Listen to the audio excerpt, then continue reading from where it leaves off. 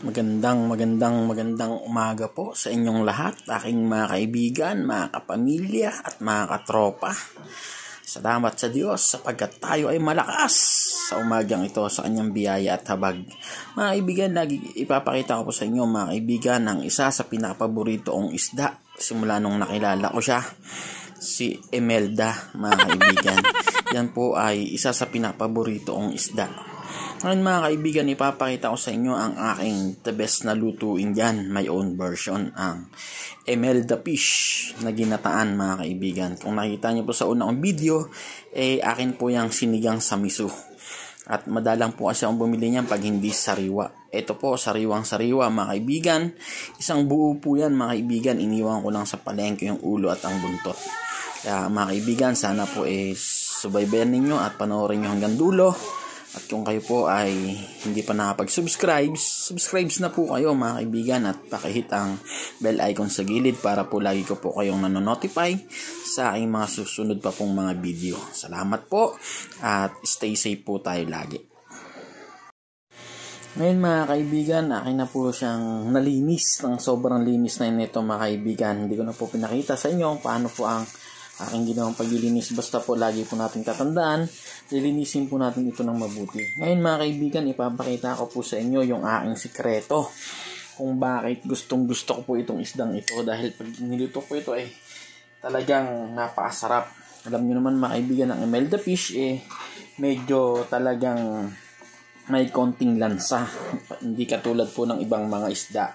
Ngayon mga kaibigan, ipapakita ko sa inyo kung paano mawawala at talagang manuot ang lasa doon sa ating Imelda fish meat mga kaibigan. Lalagyan po natin siya ng ground black pepper mga kaibigan. Yan po. Tapos po mga 1 cup of bay leaves or laurel mga kaibigan. Then lalagay po natin yung ating mga 1 tablespoon of luyang dilaw mga kaibigan. Yan po. Pagkasama-samahin muna natin yan mga kaibigan. Then lalagyan po natin siya ng mga 2 tablespoon din po ng ating soy sauce mga kaibigan. Depende po sa inyo ano pong brand ang gusto nyo mga kaibigan. Yan po. Atin po muna siyang lalagyan ng ganyan. And then lalagyan din po natin ng ating oyster sauce. Yan mga kaibigan. Ito po talagang panalong-panalo pag ito po ginawa ninyo sa inyong tahanan. Yung mga anak po ninyo na hindi kumakain ng Imelda fish, pag ito po nagawa nyo, sigurado kakain po sila. Nilalagyan din po natin ng half teaspoon of salt mga kaibigan. Yan po. Then saka po natin yan mga kaibigan i-marinate mga kaibigan. Yan po. Pag sasama-samahin lang po natin ng ganyan yan mga kaibigan hanggang sa makoated po lahat yung ating fish mga kaibigan. Yan po. Makikita nyo po siya mga kaibigan. Ibang iba po ang lasa na ito pagkatapos po nating magawa ang mga prosesong ito mga kaibigan. At habang ginagawa ko po ito mga kaibigan, akin pong sasamantalahin ng pagkakataon, akin pong babatiin yung aking Tita Merly Oribilio sa USA mga kaibigan. Patuloy ding nanonood sa aking video. Tita, lagi po kayong mag-iingat dyan at lagi po kayong magpalakas upang tayo ay malayo sa sakit. God bless you po tita at lagi po kayong manonood sa aking mga video. Kaya ayan po yung ating Imelda fish na minarinate natin mga kaibigan. Nakita nyo po yan. Ngayon mga kaibigan, isa-set aside po muna natin ito at atin po munang hahayaang mamarinate ng mga 1 to 2 hours. Kaya po mga kaibigan, stay tuned lang po kayo sa aking channel at kayo po ay patuloy na manood at pakiusap. Sana po panoorin nyo po ito hanggang dulo para po ito ay kayang-kaya nyong gawin sa inyong mga tahanan para sa inyong pamilya. Salamat po. After 3 hours mga kaibigan, mga katropa, eto na po yung ating Imelda fish mga kaibigan. Ngayon, piprito po ito natin ng bahagya bago po natin tuluyang iluto sa gata mga kaibigan. Kaya po subaybayan nyo po ang aking menu mga kaibigan sa araw na ito. At talagang ito'y panalong panalo at kayo po ay masisiyahan pag ito po ay nagawa ninyo sa inyong mga tahanan para sa inyong mga chikiting. Maraming salamat po. Ngayon naman po mga kaibigan, mga kabojak, ipiprito na natin yung ating emelda fish mga kaibigan para po tuluyan na natin siyang mailuto mga kaibigan. Piprituin lang po natin siya ng bahagya para po yung kanyang laman medyo mamuo talaga mga kaibigan, mga kabojak. Yan. At tuloy-tuloy lang po tayo sa ating pagpiprito hanggang sa lahat po maging brown ng konti mga kaibigan at mga kabojak. Yung kanyang laman okay na po yan at atin na po siyang tuluyang iluluto sa ating menu na ginataang emelda fish. Mga kaibigan, babalik-balikan din natin siya katulad niyang ginagawa ko mga kaibigan. Piprito lang natin yan ng mga 2 to 3 minutes side by side mga kaibigan at okay na po yan mga kabojak.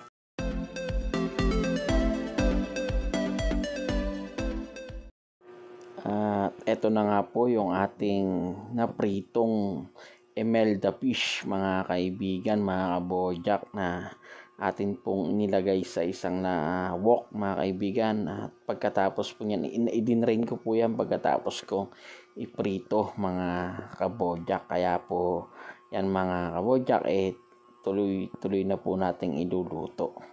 Yan po yung ating mga sangkap. Meron po tayo dyang 2 cups of gata mga kabojak, isang kakang gata at unang gata mga kabojak.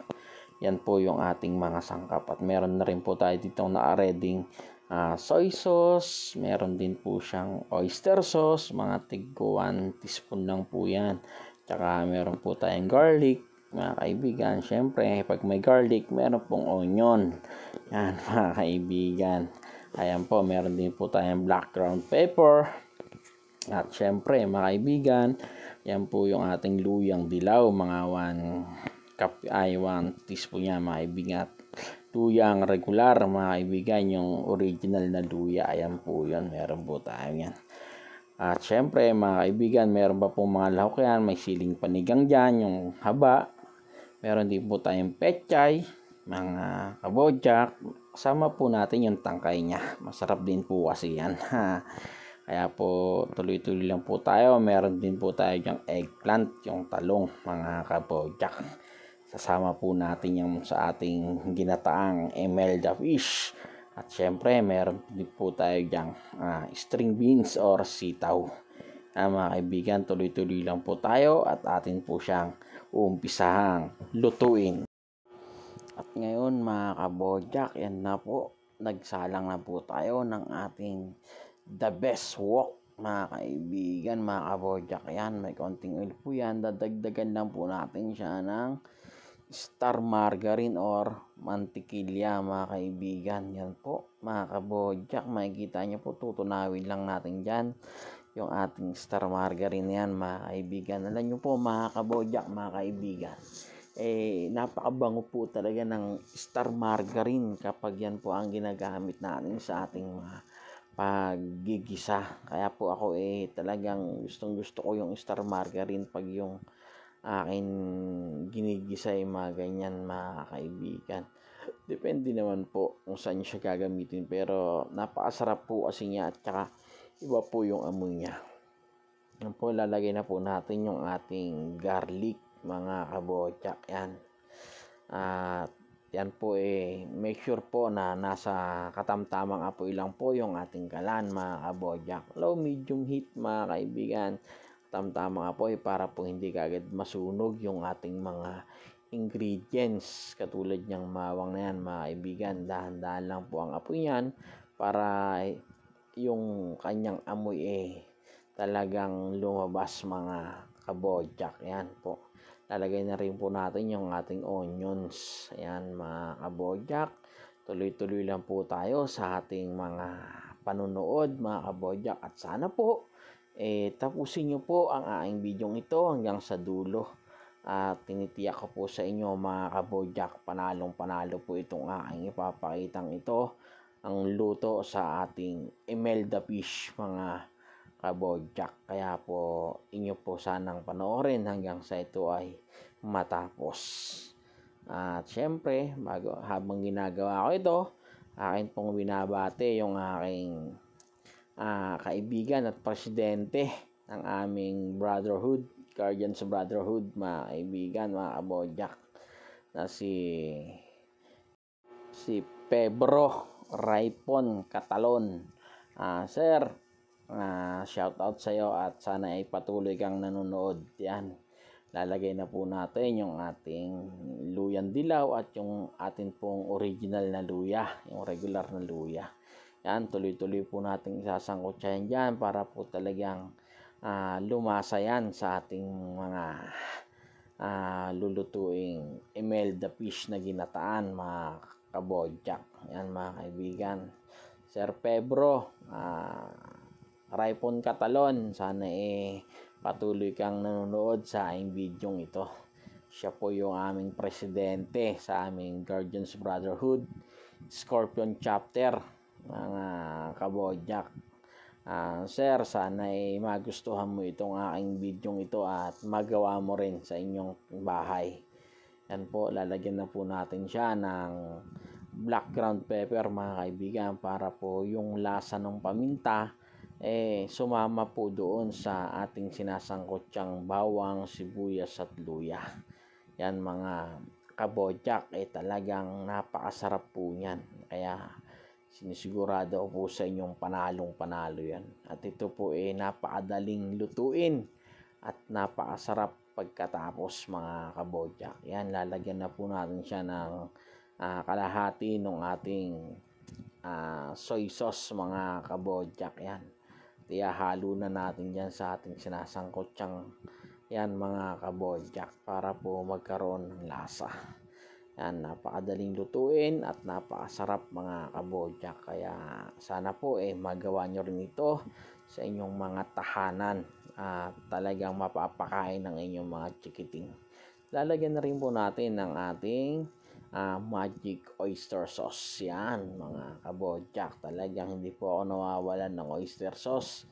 Sabi ko naman po sa inyo, simula nung natikman ko yung oyster sauce sa mga lutuin, masarap po talaga. At depende rin po sa inyong paggagamitan, katulad ng mga ginigisa nating mga ganyan, mga kabodyak, mainam naman po yung oyster sauce. Basta saktong-sakto lang naman po. Wag lang din pong masyadong pakararamihan at siyempre po aalat din po yung ating niluluto. Kaya dahan-dahan lang, at habang niluluto po natin yung ating mga niluluto, siyempre titikman-tikman din po natin yan. Yan. Lalagay na po natin ng konting gata, mga kabodyak. Yan, makikita nyo po yan. Lulutuin na po natin dyan yung ating gata, mga kabodyak, para po lumasa sa ating gata yung ating sinasangkotsang mga sangkap na yan, mga kabodyak. Nandiyan na siya. Yan, mga kabodyak, ilalagay na po natin lahat yung unang gata na yan, mga kaibigan, mga kabodyak, para po atin po siyang lutuin dyan, mga kabodyak, hanggang sa siya po medyo magkaroon ng konting texture, mga kabodyak. Makikita nyo po, medyo halu-haluin lang din po natin siya ng ganyan.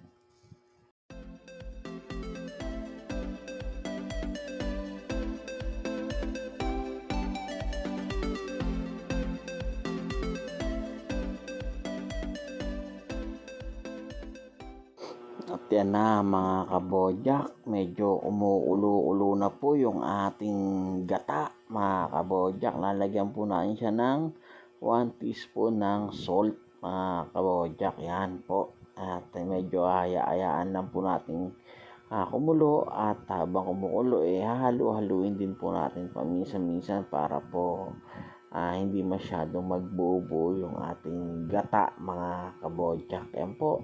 At patuloy lang po natin muna siyang pakukuluin, mga kabodyak.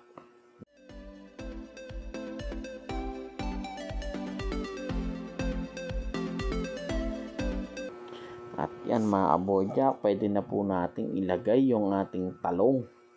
yung eggplant natin mga kabojak. Sa totoo lang mga kabojak, sa akin po kasi mas gusto ko pong lutong-luto yung talong pagdating sa mga ginataang mga ulam mga kabojak. Mas masarap yung talong ay talagang lutong-luto, yung halos maghiwala yung laman niya mga kabojak. Ayan, sarap ihalo sa kanin yan mga kabojak, sa totoo lang.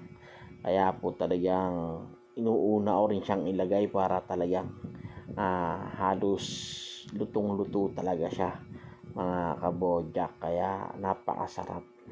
Sana po patuloy kayong nanonood at kayo po nariyan upang tapusin ang aking videong ito mga kaibigan. Salamat sa mga patuloy na nanonood sa aking mga video. At kayo po ay laging mag-iingat at laging maging malakas. Yan po, isasabay na rin natin yung ating sitaw mga kabojak. Yan, malapit-lapit na rin po tayo sa katotohanan mga kabojak.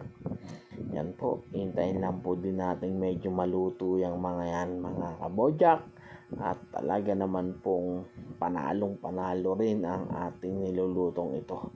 Ito'y napakasarap sa kaning mainit mga kabojak. Maglalagay na rin po tayo yan ng ilang pirasong sili mamaya para medyo magkaroon ng konting pero depende po sa inyo. Pwede pong wala, pwedeng meron. Kung kayo po ay medyo mahilig sa sili, pwede nyo pong damihan para talagang masarap. Masarap po kasi din sa ginataan may konting anghang. Kung kaya po ng inyong mga chikiting na okay lang sa kanilang manghang, dagdagan nyo po ng manghang. Sa akin po kasi talagang medyo hindi sila mahilig sa manghang, kaya pakonti-konti lang po ang ating nilalagay. Tatakpan po muna natin ito sandali mga kabojak hanggang sa ito maluto ng konti yung ating gulay na sitaw at talong mga kabojak. Ayun na mga kabojak, mga kaibigan, talagang kulong-kulo na siya. Yan mga kaibigan, medyo halu-haluin din po natin na paminsan-minsan yung ating nilulutong yan mga kabojak yan, at dadagdagan po natin ng konting bechin.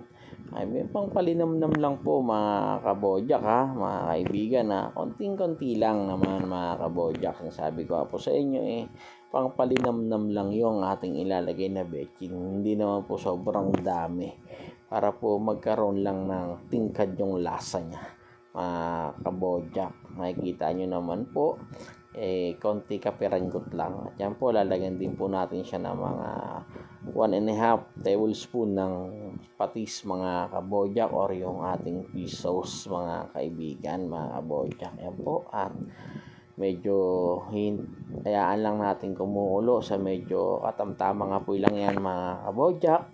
At yan po tuloy-tuloy na sa ating pagluluto. Yun, lalagyan din po natin ng konting bango yung ating seasoning mga kabojak. Yan po, para habang kumukulo ma-absorb yung bango ng liquid seasoning na yun, yung Knorr liquid seasoning na yun mga kabojak. Yan po mga kabojak, lalagay na rin natin yung tangkay mga kabojak ng pechay, kasi medyo matigas din ng konti yun kaysa dun sa kanyang dahon.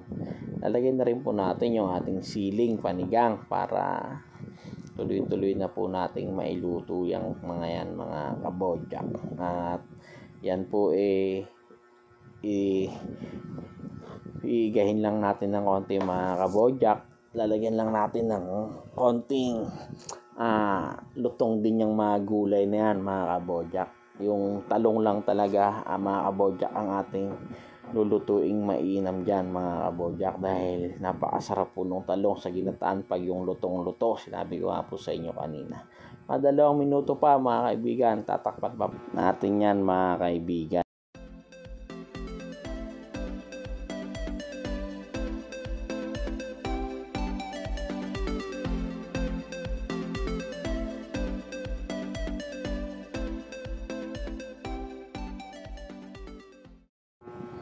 At after 2 minutes mga kabojak, mga kaibigan, ito na po yung ating mga gulay na niluluto na mga sangkap, mga kaibigan, mga kabojak, na ginagataan natin at ilalagay natin sa ating imelda fish, mga kabojak. Yan, mga kabojak, titikman po natin muna yung kanyang lasa kung talagang okay na. Yun, okay na daw po yung kanyang lasa, parang medyo perfect na po yun dahil nag thumbs up na po siya. Yan, lalagay na po natin yung ating pechay, mga kabojak, yung dahon ng pechay para po maluto na rin. Mga kabojak, nakikita nyo po medyo kumonti na ng bahagya yung kanyang sabaw, mga kabojak. Yan, katamtaman na po yan para po doon sa ating imelda fish na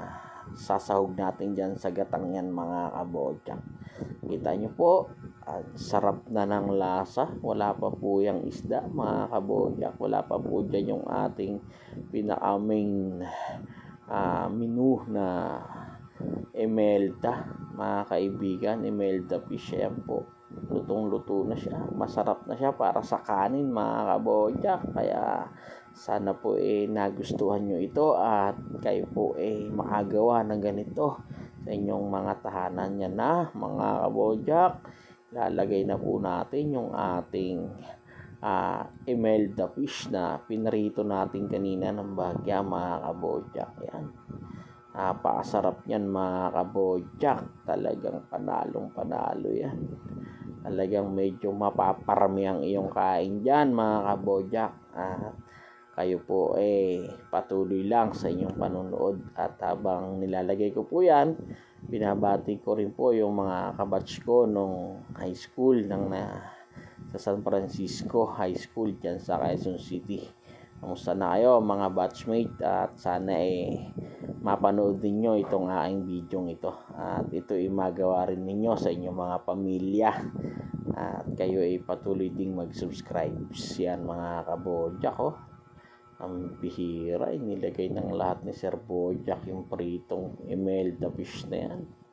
Ay, napakasarap niyan, mga kabojak. Yan, tuloy-tuloy lang tayo sa ating mga pagluluto at ito'y malapit na pong matapos, mga kabojak.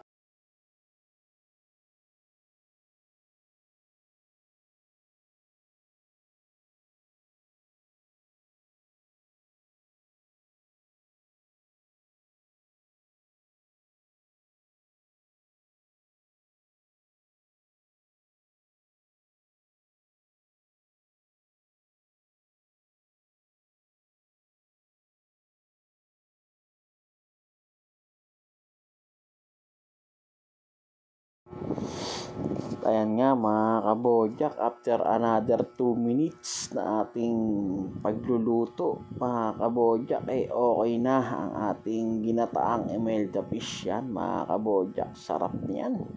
At talagang sa akin po, sa aking pagluluto ng mga ginataan, hindi ko po masyadong itinutuyo dahil gusto ng mga chikiting ko yung may naisasabaw sa kanin, mga kabojak, na sabaw pag ginataan. Yan, okay na, mga kabojak. At ito papatay na natin yung ating kalan, mga kabojak, at ito'y atin nang ihahain sa ating hapagkainan at tayo po kakain na, mga kabojak.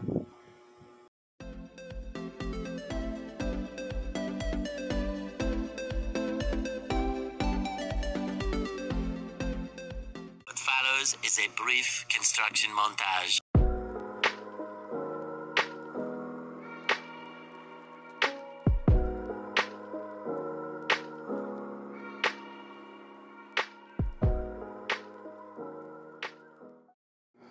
Yan, mga kabojak, mga kaibigan, mga tropa, atin pong titikman ang napakasarap na luto ni Sir Bojack, ang ginataang imelda fish, my own version ala Bojack. Mga kaibigan, halina po kayo at ating pong tikman ang ating ginataang imelda fish na ito at madesisyonan, mga kabojak, mga kaibigan. Yan po, natin. Wow, very good, mga kaibigan, mga kabojak. At sana po ay nagustuhan ninyo ang aking recipe ito at sana po ay magawa din ninyo ito sa inyong mga tahanan. Maraming salamat po sa inyong patuloy na pagsubaybay. At sana po ay lagi kayo nariyan sa mga susunod ko pang video. Kayo po ay laging sumuporta at sumabaybay mga kabodyak. Hanggang sa muli, lahat po tayo ay mag-iingat at lagi po tayong magpapalakas sa ating mga healthy lifestyle.